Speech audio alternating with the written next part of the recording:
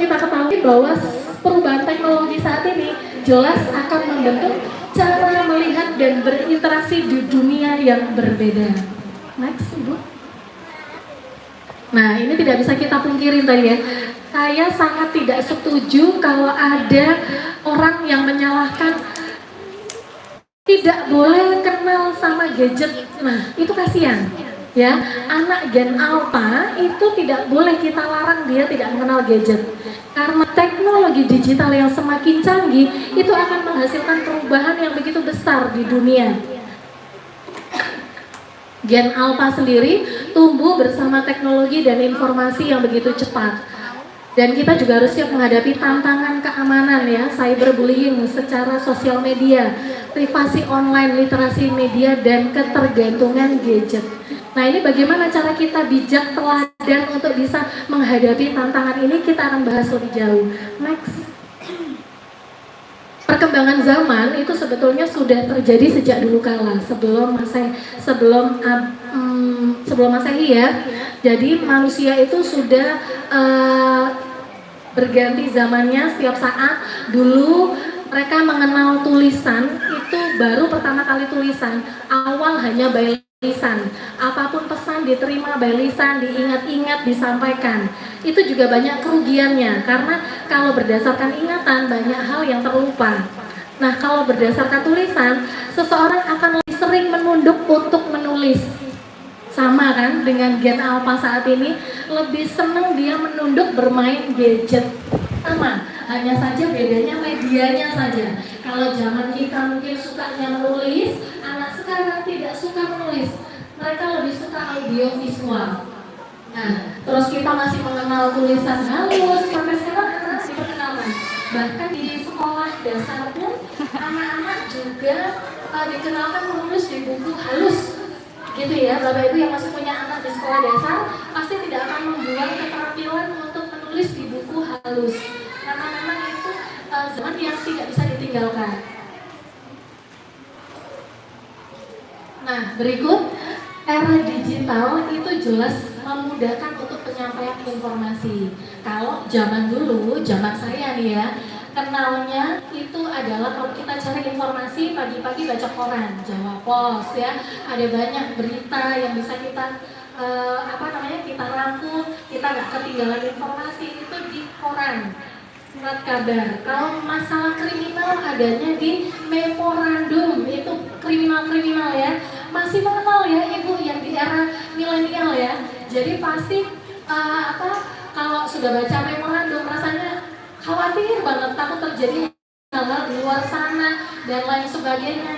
Sama sebetulnya, media ini pun juga terjadi, masih ada detik.com, kompas.com, hanya saja mereka dikemas dalam sosial media. Jadi tidak lagi dalam bentuk fisik yang bisa kita coret-coret, kita baca, kita bolak-balik. Sekarang hanya dengan gadget kita bisa mendapatkan informasi. Kalau zaman dulu kecelakaan terjadi pagi malam hari, tapi kita baru bisa tahu beritanya besok pagi terbitnya koran, kan begitu. Nah, bedanya dengan yang sekarang, kejadian hari langsung muncul di detik.com. Itulah bedanya. Jadi memang kita tetap harus bisa masuk ke dalam era digital itu supaya kita tidak ketinggalan zaman. Nah, kalau zaman dulu kita curhatnya itu kan lewat buku diary, betul ya? Itu adalah sistem komunikasi kita. Bisa sebisa mungkin buku diary itu privat banget, kita kunci kalau bisa, nggak ada yang tahu, kita tulis masalah di buku diary zaman dulu. Kalau zaman sekarang beda lagi ya Bapak Ibu, kalau ada masalah langsung update status ya, banyak-banyakan like, komen ya, atau pokoknya semuanya itu harus diviralkan. Sebanyak-banyaknya like itu yang kita nanti. Zaman sekarang begitu, tapi sama-sama curhat. Bedanya kalau zaman dulu itu privasinya dijaga banget, kalau zaman sekarang itu betul-betul diumbar. Nah, bagaimana cara kita bijak? Next. Kalau zaman dulu kita masih mengenal, ini era 60-an ya. Ini bullying mungkin sih. Belum bullying. 67. Jadi kalau zaman dulu masih ada televisi, radio seperti ini, dan semuanya bentuknya layar tabung ya. Kalau misalkan kita TV-nya buruk atau nggak bisa nampak terlihat, itu digedrok-gedrok gitu ya, biar jelas, antenanya diputar sana putar sini. Kalau sekarang bedanya soft touch semuanya. Jadi tinggal kita sentuh tit itu udah langsung gerak-gerak sendiri dan visualisasinya jauh lebih bagus. Jadi sekarang anak-anak itu sudah sangat canggih, mau lihat TV luar negeri dimanapun mereka bisa akses secara bebas asalkan ada connecting wifi. Nah, bagaimana cara kita bijak untuk bisa memanajemen hal itu dengan baik? Next, radio ya, zaman dulu masih nih salam-salaman lewat radio begitu. Nah, ini adalah favorit kita ya, zaman milenial dulu ada Meteor Garden. Ini ditunggu-tunggu sekali setiap episodenya. Kalau malam ditunggu sampai malam, jangan sampai ketinggalan beritanya. Karena kalau udah kumpul dengan teman, semalam itu episodenya begini loh, episodenya begini, nah kayak begitu. Kalau nggak nonton nggak bisa cerita nanti, kan begitu. Kalau zaman sekarang beda, ini ada film versi tersanjung ya, yang bulat kayaknya sih bulat ini ceritanya ya. Kalau zaman sekarang, anak-anak juga tidak ketinggalan. Mereka juga akan tetap nonton ya. Mereka punya tontonan favorit, kartun-kartun yang sekarang ada di Mentari TV itu saya rasa isinya semua anak-anak. Nah, mereka menikmati visualisasi itu dan mereka warna dan lain sebagainya itu bagus. Nah, sekarang tapi kan konten-konten itu ada yang edukatif dan tidak edukatif. Nah, seperti itu. Next. Nah, ini yang terjadi perbedaan zaman yang saya maksudkan pada anak di era Gen Alpha. Zaman yang atas nih, zaman saya waktu kecil ibaratnya begitu. Kita suka membaca buku, ya, membaca buku sambil tiduran. Kalau kan nanti dimarahin sama ibu, mbak, jangan tiduran, nanti matanya sakit. Nah, langsung kita duduk seperti itu. Zaman dulu. Kalau zaman sekarang, apapun kegiatannya tidak lepas dari gadget. Makan pakai gadget, kemudian berkumpul bersama keluarga pakai gadget, itu karena kebiasaan. Visualisasi yang di depan ini menunjukkan bahwa kenapa anak bisa makan sambil menggunakan gadget. Ada yang bisa memberikan gambaran kira-kira kenapa kok gambarnya ini seperti ini? Silakan Bapak Ibu yang luar biasa.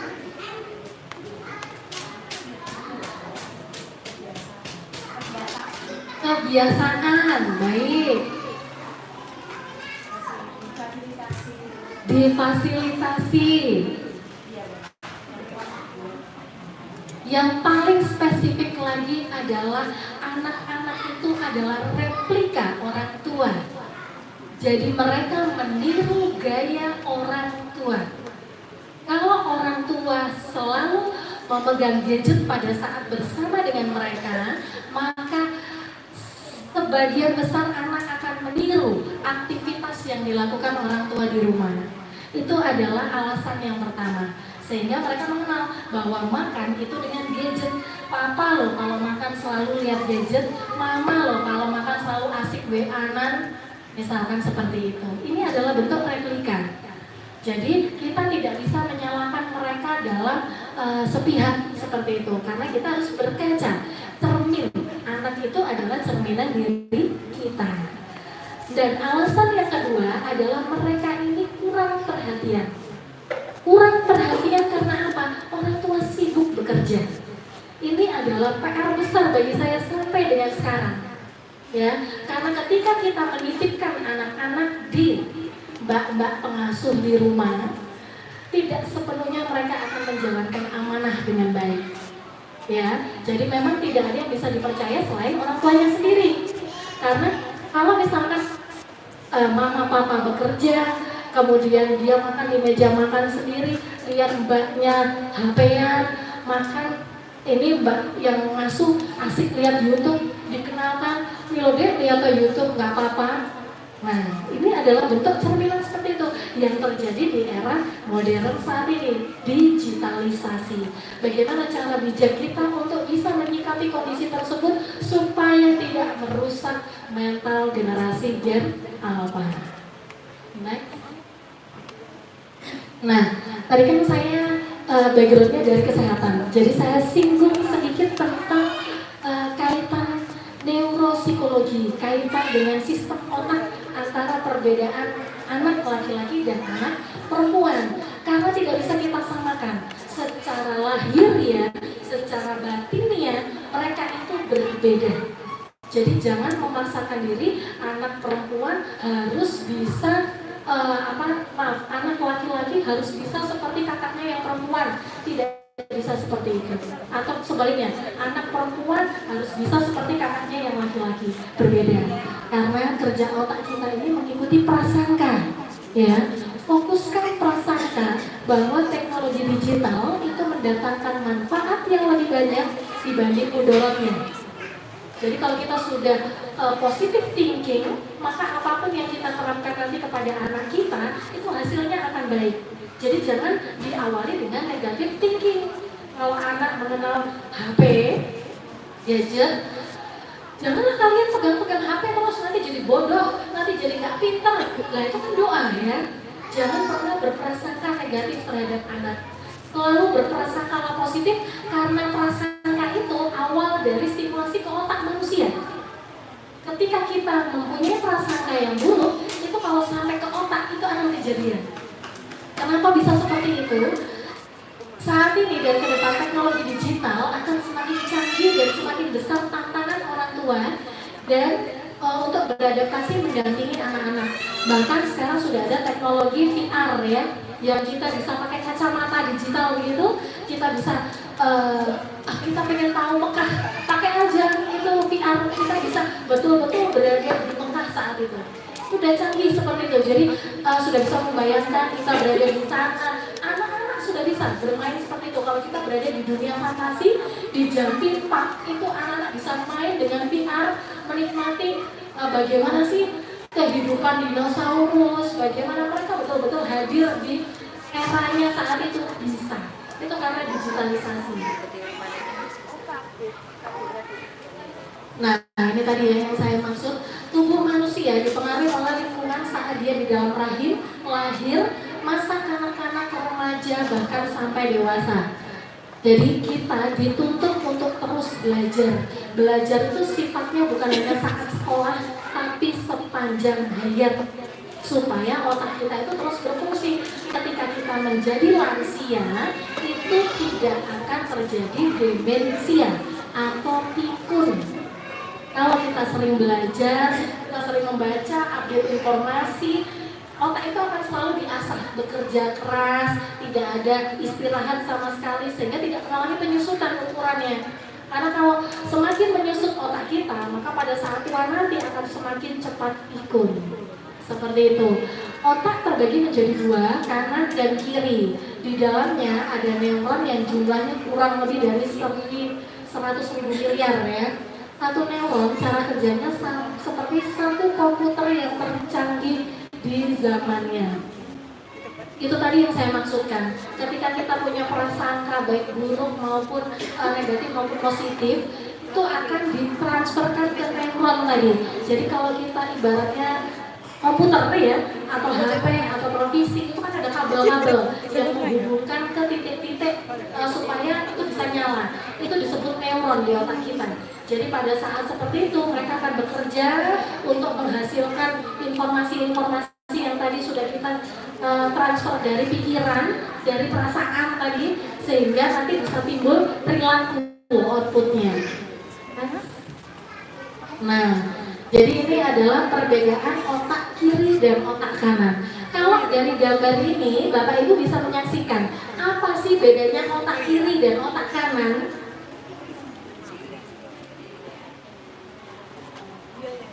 Dari gambarnya, kalau kita lihat gambarnya, otak kanan itu kan penuh berwarna. Kemudian banyak sekali aktivitas rekreasi yang menyenangkan, menyanyi, menari, pokoknya full color lah ya. Intinya mereka bergerak mewarnai, pokoknya yang happy ya. Kalau untuk yang otak kanan, sementara otak kiri itu adalah sistem yang menstimulasi keseriusan, ya, belajar berhitung, menulis, membaca. Jadi yang penuh dengan konsentrasi penuh itu adalah otak kiri. Jadi kita manusia itu dianugerahi otak kanan dan kiri yang sudah komplit. Dan bedanya dengan anak laki dan anak perempuan itu tidak sama antara otak kanan dan otak kirinya. Ibu lebih mudah memahami anak perempuan karena otak mereka mirip, sama-sama perempuan. Nah, ini yang saya maksudkan. Otak kiri anak perempuan berkembang lebih cepat dari otak kiri anak laki-laki. Hal itu dibuktikan dengan anak perempuan akan mampu berbicara lebih awal, lebih baik dibanding dengan anak laki-laki. Anak perempuan juga mampu membaca lebih awal serta belajar bahasa lebih cepat. Nah, ini bedanya. Jadi kalau anak perempuan, otak kirinya itu lebih cepat berkembang. Mereka lebih cepat terampil berbicara, mungkin dia lebih cepat menulis, lebih pintar, ibaratnya begitu ya. Jadi kalau misalkan contoh pada saat pengambilan rapot siswa, terus anak saya laki-laki, terus ada teman anaknya perempuan juara, terus kemudian anakku pintar banget loh, dia ini peringkat 1 di kelas, misalkan seperti itu. Jangan pernah memarahi anak yang laki-laki, ya, karena kakak kamu itu loh belajar loh si rajin, gak mau gak sama temen Korea, dia loh juara 1. Mereka santai aja yang anak laki-laki itu, karena hidupnya itu hanya untuk bermain. Kalau untuk anak laki-laki, mereka hidupnya itu hanya untuk bergerak. Sampai kapan? Nanti lihat pada gambar berikutnya. Kalau anak perempuan itu gampang diaturnya, duduk manis, dikasih tas, kemudian kerjakan dengan cepat. Anak perempuan akan bisa mengikuti instruksi, karena otak kirinya dapat berkembang. Kalau anak laki-laki diberi instruksi seperti itu, gak usah tunggu lama. 5 menit udah dia lari-lari, jalan ke sana kemari, begitu jago-jago, mumet ya, pasti akan mumet dengan sendirinya. Nah, tapi saya harapkan setelah ini Bapak Ibu sekalian gak mumet, karena sudah tahu konsepnya. Jadi percuma, buang-buang energi, karena memang mereka diciptakan dengan bentuk yang seperti itu oleh Allah. Nah, ini tadi anak laki-laki, otak belahan kanan berkembang lebih cepat daripada otak kanan anak perempuan. Otak kanan anak laki-laki berkembang bertumbuh lebih cepat dari otak kirinya. Sementara pada perempuan, kecepatan otak kanan dan kiri itu seimbang. Ya, seperti gambar. Kalau laki-laki yang otak kirinya perkembangannya sangat lambat, sementara kanannya cepat, yang perempuan sama-sama berkembang beriringan. Itu adalah anak perempuan. Next. Nah, ini ya. Kalau kita lihat dari perkembangan usia mulai 0 sampai 6 tahun sampai lebih dari 18 tahun. Jadi, Bapak Ibu sekalian di sini yang punya anak laki-laki, jangan berharap terlalu dini anak-anak itu mudah diatur. Tunggu kalau nanti mereka sudah kuliah. Dengan sendirinya mereka akan mengatur diri mereka sendiri. Lama betul sekali. Jadi ini memang secara harfiah, secara lahiriah itu adalah mereka diciptakan demikian. Jadi kalau memang anak laki-laki yang bisa diatur dengan baik, itu berarti suatu keistimewaan. Tapi kalau mereka sulit diatur, itu adalah kewajaran. Bukan karena dia nakal, bukan karena dia tidak mampu, tapi memang karena secara anatominya sudah diciptakan demikian. Jadi percuma kalau minta anak SD kelas 6, Kak, jangan lupa bukunya disiapkan, jangan sampai ada yang ketinggalan. Tetap akan ada yang ketinggalan, karena dia nggak akan tertib seperti anak perempuan. Sampul-sampul buku sendiri, rapi-rapikan, pensil dikasih sekat-sekat, pokoknya rapi indah, itu perempuan. Tapi kalau laki-laki, besok sekolah pensil 4, pulang tinggal 1. Besok lagi dibawain 6, tinggal 2. Kemana sih Kak? Nggak tahu. Dia santai jawabnya, karena menurut mereka itu bukan masalah. Rugi kita marah ya. Kalau misalkan, Kak, kamu loh sudah dibeliin banyak kayak begini, udah rugi betul. Jadi kalau misalkan anak pulang sekolah, mendapati barang-barangnya berantakan, tidak karuan, mesti ibu tarik nafas panjang, istighfar. Ya, biar sehat secara batin dan juga secara psikis. Karena kalau kita marah-marah setiap hari, itu kan terjadi setiap hari. Itu PR saya pribadi sampai sekarang. Ibu Lili ini yang tahu banget bagaimana saya mengasuh dua anak solih saya yang saat ini masih kelas 4 dan kelas 1. Jadi setiap hari rugi kalau saya marah-marah. Dulu saya marah-marah setiap hari, tensi makin tinggi kalau kita marah-marah. Jadi lebih baik akhirnya kita ikuti alurnya. Karena sejatinya bukan hanya anak ya, suami, mohon maaf ada bapak-bapak di sini sama. Begitu Je? Sama. Jadi kalau kita panggil saya ada anak perempuan, Mbak Tata, ya Uma langsung jawab. Tapi kalau kakaknya, kakak apa? Nggak bangun. Kakak Rafa sampai panggilan ketiga sudah 8 oktav mungkin ya. Rafa dan kalau dia udah tahu kalau saya panggil nama lengkap, berarti saya sudah marah. Rafa dan bangun. Ada apa? Biasa saja, nggak merasa salah. Kitanya sudah emosi, rugi. Begitupun dengan suami sama sekali. Kalau minta bantuan, misalkan abati sampai 3 kali baru nengok, apalagi kalau pegang gadget, percuma. Ya, itu akan ada konsepnya di sini. Kenapa lelaki seperti itu, baik anak-anak maupun dewasa? Karena mereka punya batas konsentrasi itu hanya berapa menit, kita lihat nanti. Nah, anak laki-laki otak belahan kanan berkembang lebih cepat tadi ya. Otak perempuan tersusun untuk bereaksi pada orang dan wajah. Sementara otak laki-laki bereaksi pada benda dan bentuknya. Maksudnya di sini adalah kalau anak perempuan lebih suka bertatap muka. Contoh, pulang sekolah. Gimana tadi bermain di sekolah, bertemu dengan siapa, main sama siapa, tadi sama bu guru bagaimana. Dia akan cerita panjang sampai kita mungkin lelah nggak melihat. Mama lihat aku. Nah itu anak perempuan. Mama lihat aku. Kita masih asik, mungkin banget dari kantor atau apa begitu ya. Oh ya maaf gimana nggak jadi udah lupa ya udah marah ngambek. Itu anak perempuan karena konsep dia adalah harus tatap muka, wajah untuk bisa menyampaikan delivery pesannya seperti itu. Kalau anak laki-laki berbeda, ya jangan harap kakak lihat mama sekarang. Dia paling cuma ya sambil kegiatan yang lain seperti itu. Gimana tadi? Biasa aja. Karena menurut mereka tidak ada yang spesial yang harus diceritakan. Orientasi mereka adalah benda. Dia pegang gambar, biasa aja, lagi asik gambar, nulis, nggak mau bercerita tatap muka. Itu anak laki-laki. Nah, ini ya. Ketika pria membaca buku, nonton televisi, pegang gadget di atas 10 menit, otaknya konsentrasi dan pendengaran menurun. Ini yang tadi saya maksudkan. Jadi konsentrasi seorang laki-laki baik dia dewasa maupun anak-anak itu hanya 10 menit.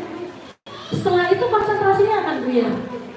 Jadi kalau misalkan diajak ngomong sama kita 10 menit hanya bertahan, selebihnya dia akan aktivitas dengan yang lainnya. Itu adalah konsep anak laki-laki. Tidak bisa kita minta dia duduk cerita panjang kemudian dari hati ke hati, sulit. Itu konsep anak laki-laki. Next. Nah, bagaimana sih strategi praktis bagi orang tua yang di era Gen Alpha ini supaya kita bisa membersamai mereka, membersamai anak-anak Gen Alpha ini? Buat aturan keluarga soal waktu dan layar. Jadi harus ada komitmen di antara seluruh anggota keluarga untuk mengatur waktu, mengenal gadget. Jadi kalau sudah komitmen seperti itu, maka anak-anak akan terbiasa dengan sanksi yang akan didapatkan kalau melanggar komitmen. Misalkan kita boleh pegang gadget, bermain rekreasi ya istilahnya dengan gadget, bermain sepuasnya hanya di hari Ahad akhir pekan. Selebihnya hanya kebutuhan sekolah, kerja, tidak boleh membuka hiburan di sosial media. Misalkan seperti itu, sulit memang, tapi harus kita terapkan. supaya mereka punya batasan-batasan yang jelas. Kapan mereka boleh melihat hiburan, kapan mereka, karena kalau kita batasi tidak pegang gadget selama beberapa hari, kadang-kala sekolah itu meminta untuk mengerjakan kuis lewat HP ya, kemudian literasi lewat HP. Jadi kadang-kala seperti itu, tetap harus kita dampingi. Tapi yang kita biarkan rekreasi bebas sesuai dengan hobi dan keinginannya, main game ya, seperti apa yang mereka main ini, Roblox ya. Kenal Roblox ya anak-anak itu sekarang. Jadi kalau permainan seperti itu, kalau betul-betul tidak kita batasi, itu akan menjadi habituasi, kebiasaan, bahkan kecanduan. Bahaya kecanduan, anak itu akan tantrum berlebihan. Ya, kalau sudah anak kita rampas HP-nya dengan paksa, mereka akan melakukan tindakan kekerasan. Itu anak laki-laki. Jadi kalau sudah sampai fase itu, berarti anak itu sudah mengalami ketergantungan, kecanduan gadget. Karena seharusnya kita kalau sudah membuat komitmen, mereka tahu komitmen tersebut, maka ketika waktu HP itu diambil, mereka tidak akan tantrum. Seharusnya begitu. Nah, kemudian membangun komunikasi terbuka. Biasakan hal ini terjalin antara orang tua, baik ayah maupun ibu, baik mama maupun papa. Biasakan selalu berkomunikasi secara terbuka. Tujuannya adalah supaya anak-anak itu jujur. Tapi insya Allah anak Gen Alpha ini cenderung jujur ya, daripada anak-anak Gen sebelumnya.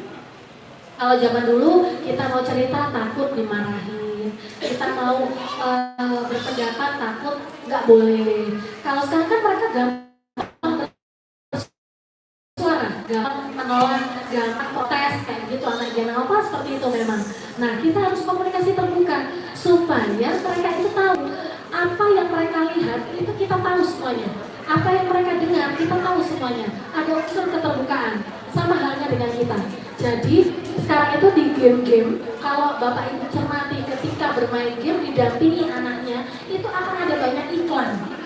Ya, hati-hati dengan iklan tersebut. Iklan itu memang iklan-iklan yang dipaksakan muncul dan tidak bisa kita skip. Kalau kita nonton YouTube, ada kalanya ada iklan bisa kita lewati ya, skip. Tapi kalau game, ketika kita mau melanjutkan ke sesi berikutnya, iklan itu harus tuntas kita lihat, tidak ada skip-skipnya. Nah, inilah jahatnya digitalisasi. Karena biasanya iklan-iklan tersebut mengandung konten pornografi tanpa kita sadari. Karena bentuk media yang ditampilkan itu bukan bentuk-bentuk media vulgar, bukan. Jadi mereka animasi-animasi yang indikasinya mengarah pada pornografi. Itulah yang memang betul-betul kita. Jadi kan ada kadang konten-konten di Instagram itu ya, jangan biarkan anak menonton ini, betul. Karena memang kalau tidak kita dampingi, mereka akan menikmati tontonan itu. Kalau anak biasa komunikasi terbuka, mereka akan jujur. Mereka akan bertanya, Bunda, iklan ini maksudnya apa sih? Kok kayak gini? Itu kalau sudah terbiasa terbuka. Tapi kalau tidak terbiasa terbuka, mereka nonton aja tapi di dalam memori direkam. Saat mereka melihat kejadian langsung, kejadian nyata, mereka terkoneksi dengan apa yang sudah pernah mereka lihat. Berarti inilah yang dimaksud video kemarin. Nah, mereka cepat connectingnya untuk mentransfer apa yang mereka lihat. Itu anak Gen Alpha. Seperti itu. Kemudian dampingi anak saat bermain game media sosial. Nah, ini tadi yang saya maksudkan. Jadi harus didampingi. Sebisa mungkin kita tahu apa yang mereka tonton. Jangan biarkan lost begitu saja, karena mereka bisa akses semua hal yang tadi saya sampaikan. Fiturnya tidak nampak secara langsung, tapi bentuknya adalah animasi. Pendidikan, karakter, nilai Islami di ruang digital itu tetap harus dikenalkan. Bagaimana ketauhidan seorang anak muslim itu harus ditanamkan, baik secara langsung maupun dengan digitalisasi, supaya mereka bisa men-screening dirinya sendiri baik buruk yang mereka lihat. Dan yang terakhir, quality time tanpa gadget. Sekali-sekali Bapak Ibu di rumah dan anak-anak itu bermain bersama tanpa memegang gadget. Betul-betul di silent, diletakkan di kamar, tidak dekat dengan kita supaya kita tidak terdistraksi. Karena kadang-kadang kita sedang menemani anak-anak bermain, ada HP bunyi, mau gak mau diangkat, diambil, dibales. Nah, itu terdistraksi, akhirnya tidak komitmen untuk quality time. Kembali lagi dengan rutinitas gadget. Ini yang harus betul-betul dicoba Bapak Ibu. Sulit memang, tapi kalau kita coba dan sudah terbiasa itu akan mudah. Seperti itu, Mas. Nah, ini ya, menjadi digital role model. Ini yang saya sampaikan. Anak-anak adalah replika dari orang tua. Ya, jaga jejak digital Bapak Ibu. Kalau misalkan Bapak Ibu sekalian selesai menonton konten-konten yang memang konten-konten untuk orang tua, mungkin jejak digitalnya bisa dihapus supaya tidak bisa diakses oleh anak-anak. Kecuali ada fitur pembatasan ya, sekarang itu kan ada fitur pembatasan, tapi ada kalanya fitur pembatasan itu bisa jebol, anak-anak pun bisa akses. Ya, kemudian tunjukkan etika online. Jadi bagaimana cara kita bersosial media, tidak terlalu oversharing anak, ya. Anak sakit, pakai kompres jadi status didoakan. Harusnya tidak perlu ya. Kalau anak sakit didoakan saja ya. Jangan dibikin status anaknya sakit begitu. Oversharing gitu. Salah satu bentuk oversharing. Kalau misalkan seperti itu, anak akan meniru. Setiap kejadian apapun dia akan jadikan bahan. Karena betul-betul itu hal yang ya. Tiba-tiba anak-anak udah besar saja, hal itu akan tiba-tiba anak-anak udah besar saja, hal itu akan tergerus oleh zaman. Tiba-tiba kita sudah tua bersama anak cucu, kemudian anak-anak yang waktu kecil itu sudah beranjak dewasa. Kalau kita ada kesalahan yang belum kita perbaiki, tidak akan bisa diulang. Jadi perbaikilah dari kita sendiri orang tua untuk bisa membentuk calon orang tua masa depan anak-anak kita menjadi lebih baik dari generasi kita. Seperti itu. Nah ini ya, untuk ada ayah-ayah di sini ya. Jadi saya sampaikan sekali lagi bahwa tugas parenting ya tidak sepenuhnya itu menjadi beban seorang ibu. Karena memang ayah dan ibu ini peran yang tidak bisa kita gantikan, tidak bisa kita tukar, tidak bisa kita tinggalkan, karena memang ayah dan bunda ini sama-sama memiliki peranan yang sangat penting, terutama ayah. Ya, jadi kalau ada yang bilang ibu itu berperan penting, itu adalah alasan yang kedua. Alasan yang pertama itu justru ayah. Seorang ayah itu adalah penanggung jawab visi pendidikan anak. Jadi ayah itu bukan hanya memikirkan biaya sekolah ya, tapi terkait visi dari pendidikan anak. Anak ini mau kita apakan, itu semua dari ayah pertama kalinya. Karena kenapa? Ya kita harus mengenalkan, ayah adalah orang pertama kali yang harus mengenalkan nilai-nilai keislaman kepada anak. Ya, bagaimana kita mengenal anak, mengenal Allah, tidak mempersekutukan Allah, menyayangi dan berbakti kepada orang tua, kemudian pergaulannya dengan baik. Sekecil apapun perbuatan manusia, Allah akan datangkan balasannya. Anak harus dikenalkan hal itu. Dirikan sholat, berbuat kebaikan, cegah perbuatan munkar dan bersabar. Itu dikenalkan oleh ayah. Kok ayah semua? Peran ibu apa? Jangan berlaku sombong, bersikap tawadu. Itu ayah semua perannya. Jadi kalau ayah itu mengenalkan ini semua, tugas ibu akan meringan. Kenapa seperti itu? Next. Karena ibu itu adalah sejatinya pelaksana harian. Idenya itu dari ayah, semuanya itu ayah. Nah, kamu itu jangan lupa sholat. Sholat itu tiang agama. Harus sholat, jangan sombong. Harus sabar, tidak boleh emosi emosian, tidak boleh suka marah-marah. Itu tugas ayah mengingatkan.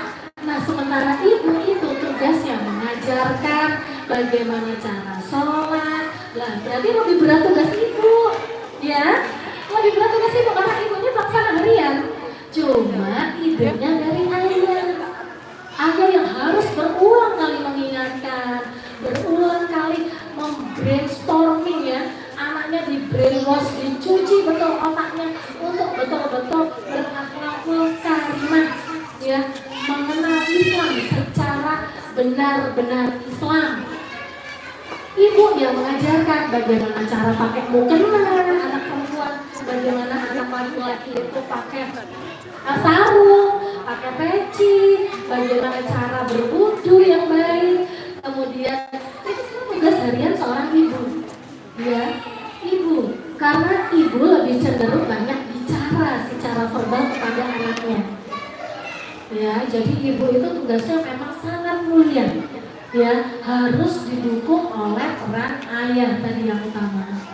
Next. Nah, ini ya, dampak positif teladan di era digitalisasi. Akses pengetahuan akan luas, jadi tidak bisa dipungkiri. Kreativitas melalui media digital juga akan semakin meningkat.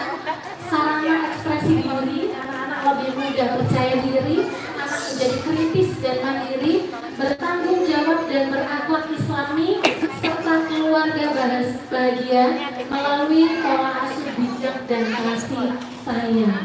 Ini adalah dampak positif digitalisasi. Jika kita terapkan model digitalisasi yang tadi sedari awal, kita kemas sedemikian rupa dan kita aplikasikan dalam sehari-hari. Jadi tidak perlu takut menghadapi perkembangan zaman dengan kecanggihan teknologi saat ini. Next. Nah, ini adalah manfaat keterlibatan ayah tadi ya. Kenapa saya sebut ayah itu adalah memiliki peranan utama, karena dari berbagai riset baik di Indonesia maupun di dunia, riset-riset itu membuktikan bahwa peranan ayah itu sangat penting untuk pola asuh tumbuh kembang seorang anak.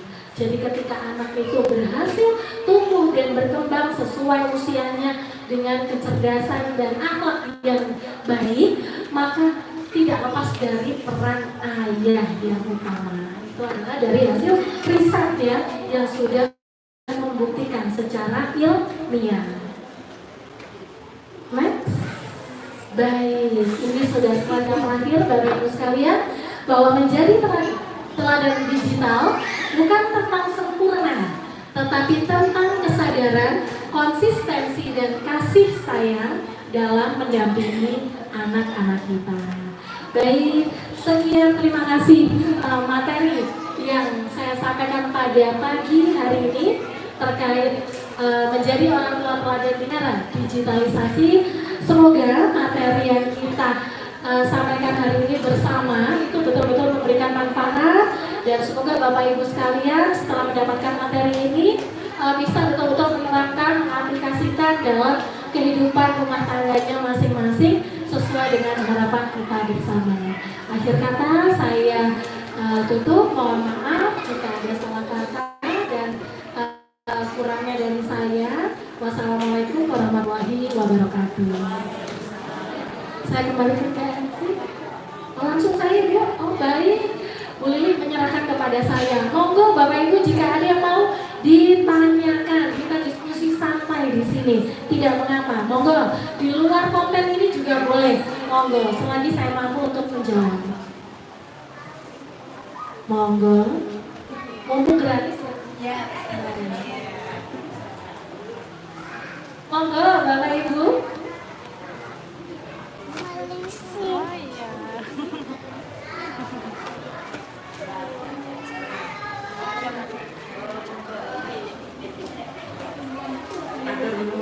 Saya yang bertanya, bagaimana cara kita mengatasi ketika anak-anak sudah kecanduan?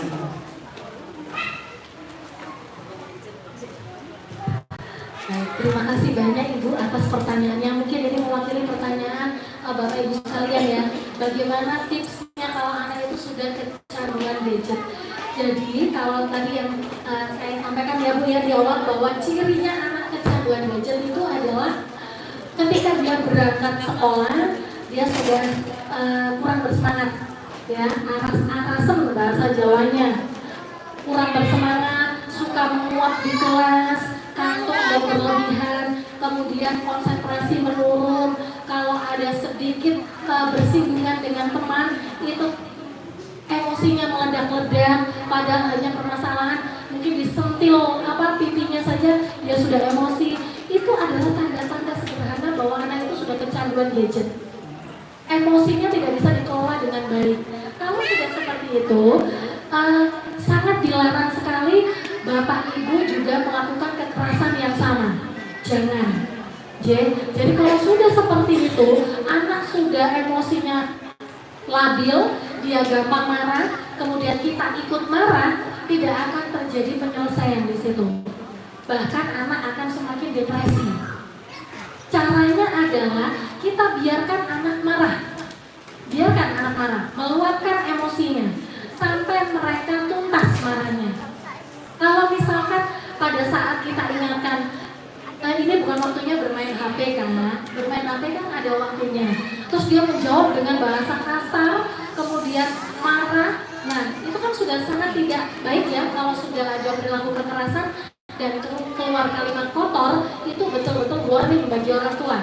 Ya, harus kita perbaiki pola asuh kita. Dua hal itu harus kita hindari dari anak-anak kita. Kalau sudah melakukan perilaku kekerasan dan ucapan kotor, ya apapun itu ya, baik itu dengan teman, dengan orang tua, dengan siapapun, itu betul-betul peringatan keras bagi kita orang tua. Nah kalau sudah seperti itu, tenangkan dulu emosinya.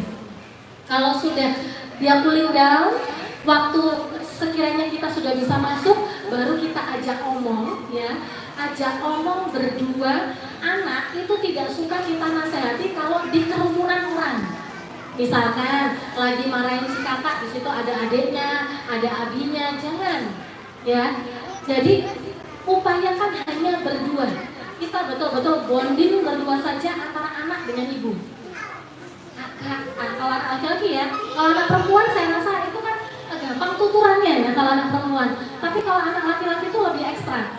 Anak laki-laki itu lebih suka kayak bermain-main kayak mafia. Jadi kadang kita kalau udah dia melindah, kakak masih marah nggak? Misalkan kayak gitu. Masih marah, kalau masih marah Uma gak mau ngajak ngomong. Kalau sudah gak marah kita ngomong berdua di kamar, seru loh. Nanti kita sambil Uma punya permainan seru. Ajak kayak begitu.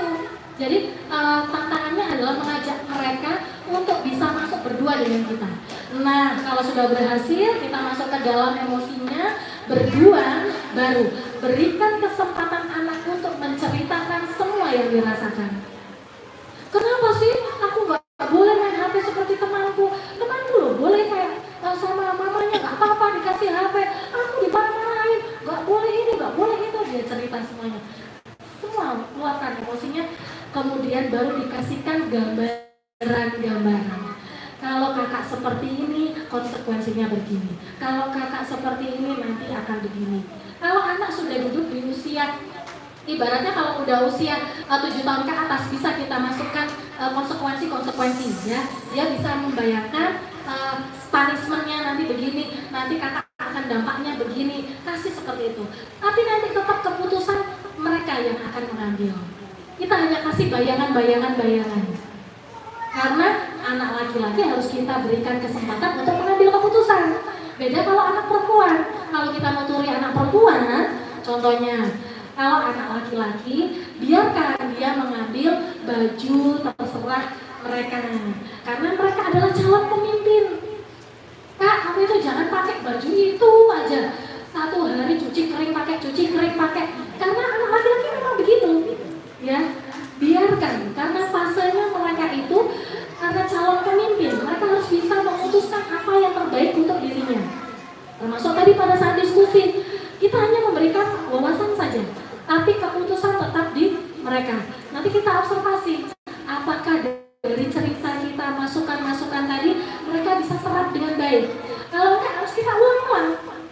Jangan pernah bosan, tapi ingat momennya harus bisa masuk berdua. Timingnya harus pas. Jangan pas pas anak asik ngapain terus kita buyarkan konsentrasinya, jangan. Seperti itu untuk anak laki-laki. Kalau anak perempuan itu biasakan kita yang mengambil keputusan, karena mereka siogyanya nanti kan akan menjadi makmum, bukan menjadi imam dalam rumah tangga. Jadi kalau misalkan anak perempuan kan kadang ini ya, ngambil baju, nggak mau, aku maunya yang pink, ini kan pink sama pink. Anak perempuan kan suka matching-matchingin ya, karena tadi otak kirinya udah bagus, jadi dia udah bisa menganalisis ini bagus ini sama ini. Tapi kalau menurut ibu itu nggak pas untuk pergi ke acara sekolah, nggak boleh deh pakainya baju ini, sudah pakai baju ini, itu perempuan. Harus kita biasakan seperti itu, karena kalau kita biasakan dia mengambil keputusan sendiri, nanti besarnya agak sulit diatur oleh suami. Seperti itu, dampaknya itu jago. Jadi sebaiknya harus kita bedakan cara mendidik anak perempuan dengan anak laki-laki. Kalaupun tantrum sama juga, kalau anak perempuan harus kita putuskan. Tapi kalau anak laki-laki, berikan dia kebebasan untuk memutuskan apa yang terbaik untuk dirinya. Jadi kalau sudah tantrum, tadi kembali lagi harus sering diingatkan berkali-kali dari hati ke hati. Seperti itu Ibu. Semoga bisa mewakili jawabannya. Terima kasih. Monggo, yang lainnya.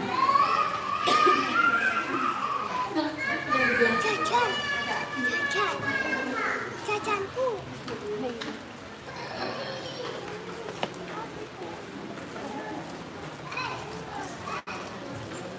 Assalamualaikum warahmatullahi wabarakatuh. Mau tanya Bu, bagaimana mengatasi anak perempuan yang sifatnya agak laki-lakian? Itu kan tadi masalah antara otak kanan dan otak kiri. Tapi terkadang anak perempuan itu juga agak agak sifatnya agak laki-laki, jadi kayak untuk konsentrasinya berkurang gitu, kurang fokus gitu.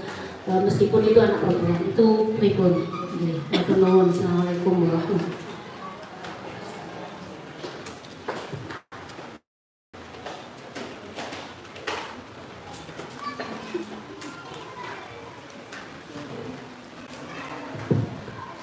Terima kasih untuk pertanyaannya yang luar biasa. Dengan Bunda siapa ini? Mega. Oh, Bunda Mega. Baik Bunda, saya coba jawab Jadi kalau tadi kita sampaikan secara teori, otak kanan dan kiri antara anak laki-laki dan perempuan berbeda, begitu Jack?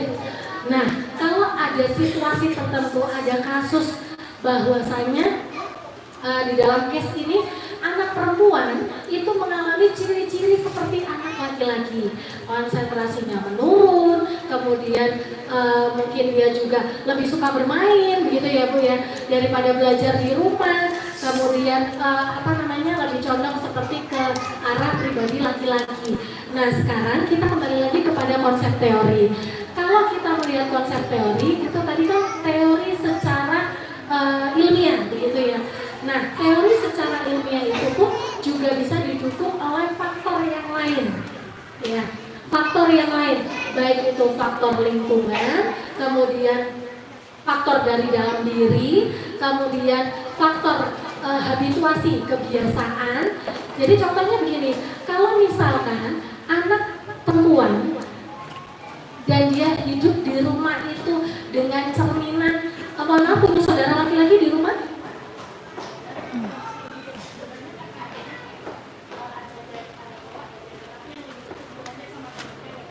Oh, yang lebih dekat sama-sama cewek.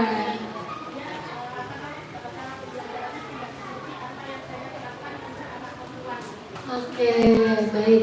Kalau misalkan tadi ya ada cewek cowok dalam satu pengasuhan, biasanya anak itu kan gampang sekali meniru ya, meniru kebiasaan yang ada di rumah. Sederhananya saja, kalau misalkan anak perempuan dengan anak laki-laki itu selalu bersama-sama, mau gak mau perilakunya hampir-hampir mirip. Ya, itu terjadi pada anak saya sendiri. Kakaknya suka naik-naik, lompat-lompat, kemudian lari-lari. Adiknya yang perempuan pun akan sama seperti itu. Karena kakaknya menjadi role model. Kakakku berlaku. Apapun yang dilakukan kakak, aku harus seperti itu. Itu adalah anak perempuan yang meniru, imitasi gaya dari kakak laki-lakinya. Begitupun sebaliknya, kalau misalkan kakak perempuan ada adik laki-laki. Nah, itu akan bisa terjadi seperti itu dari faktor pembiasaan. Nah, bagaimana cara supaya kita itu men-screening kalau itu tidak terus-menerus terjadi? Memang peranan ayah dan ibu itulah yang penting untuk selalu memberikan edukasi. Jadi jangan pernah bosan, jangan pernah lelah mengingatkan perbedaan antara laki dan perempuan. Dan kalau bisa, memang harus disiapkan arena bermain yang terpisah. Mereka punya mainan khusus perempuan dan yang laki-laki bermain laki-laki. Kemudian pada saat bermain itu bukan kalau sudah kita fasilitasi begitu, tapi tanpa ada pendamping yang sama saja ya Bu ya, akan berbaur kembali seperti itu. Tapi kalau ada pendampingnya, ada apa namanya kalau kiper penjaga gawang ya. Nah, wasit, betul. Kalau ada wasit ya, kita sebagai wasitnya, kalau sudah melewati batas kita print, nah itu anak akan kembali ke rute awalnya. Jadi tetap harus dengan pendampingan, controlling orang tua. Jadi kalau memang tadi ada tanda-tanda penurunan motivasi belajar dan lain sebagainya, itu akan ada banyak faktor yang harus kita gali itu. Bisa jadi mungkin jam tidurnya yang kurang, kemudian terlalu banyak bermain, asupan nutrisi. Nah ini tadi tidak saya singgung ya. Tolong dibiasakan anak-anak itu sebelum berangkat ke sekolah itu sarapan, Bapak Ibu. Sarapan itu penting. Jadi jangan sampai kita menerapkan gaya kita yang misalkan kita nih diet ya, diet, intermittent fasting, anak-anak juga nggak boleh makan yang berat-berat, nanti ngantuk. Jangan begitu. Anak-anak berbeda ya. Ukuran lambung anak berbeda dengan ukuran lambung kita. Dan konsentrasi anak juga berbeda dengan konsentrasi kita. Kita tanpa sarapan masih bisa multitasking. Belum sarapan, udah cuci baju, ngepel, setrika, masak, selesai semua, baru makan. Misalkan seperti itu, anak sih nggak bisa. Anak harus sarapan minimal protein tinggi. Tidak sempat makan nasi, biasakan makan telur. Telur direbus itu boleh, ya, di omelet boleh. Gak mau makan nasi, gak apa-apa, ya. Susu itu sebagai pelengkap.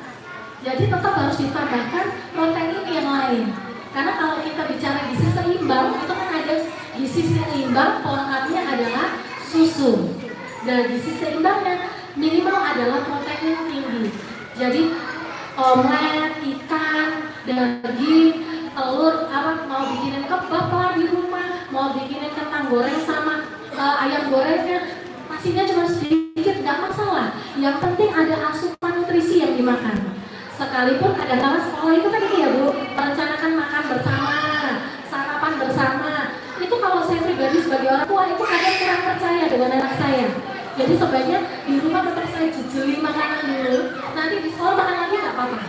Seperti itu. Jadi yang penting kita sudah marem ya, yakin kalau anak itu pastikan sarapan. Karena kalau sarapan, tertib terbiasa sarapan di rumah, di sekolah energinya akan prima. Tidak akan menguap-uap, ngantuk, malas, itu tidak akan. Jadi tetap harus sarapan. Upayakan protein tinggi, karbo itu nomor kesekian. Tapi tetap anak juga dikenalkan karbo, jangan dihindarkan karbo. Karena masih usia anak-anak, tumbuh kembang karbo itu masih harus seimbang antara protein, karbo, mineral, vitamin itu semuanya harus seimbang. Itu untuk anak-anak. Jadi tolong biasakan sarapan. Semoga tadi kalau Ibu tadi mengenali gejala-gejala yang apa, mungkin bisa dilihat dari faktor-faktor yang pemicunya, kemudian kita atasi faktor pemicu tersebut. Insya Allah perlahan anak akan bisa adaptasi kembali untuk menjadi lebih baik sesuai harapan Bunda. Begitu Je. Baik. Terima kasih, semoga bisa mewakili jawabannya. Monggo Bapak Ibu ada yang lain? Satu lagi mungkin ya Bu? Boleh, kalau masih ada satu lagi monggo. Sudah cukup prosnya. Seperti itu aja. Baik, kalau begitu kasih dari saya. Wassalamualaikum warahmatullahi wabarakatuh.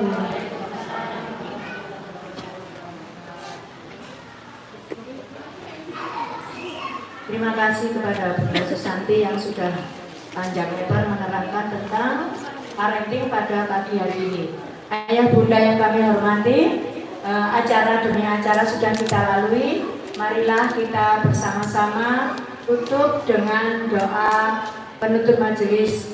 Sebelumnya kita ucapkan alhamdulillah. Alhamdulillahirabbil alamin. Subhanakallahumma wa bihamdika asyhadu an la ilaha illa anta astaghfiruka wa atubu ilaik. Dari kami mungkin ada salah kata, mohon dimaafkan. Assalamualaikum warahmatullahi wabarakatuh.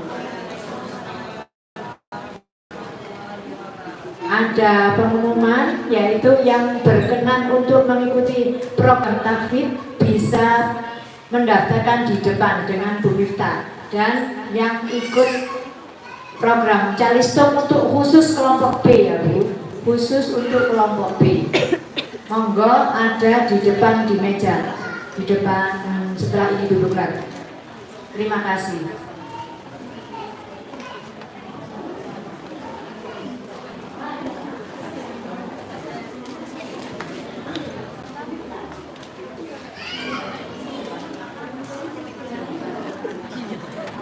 Ini nyala ya? Iya. Gak apa-apa.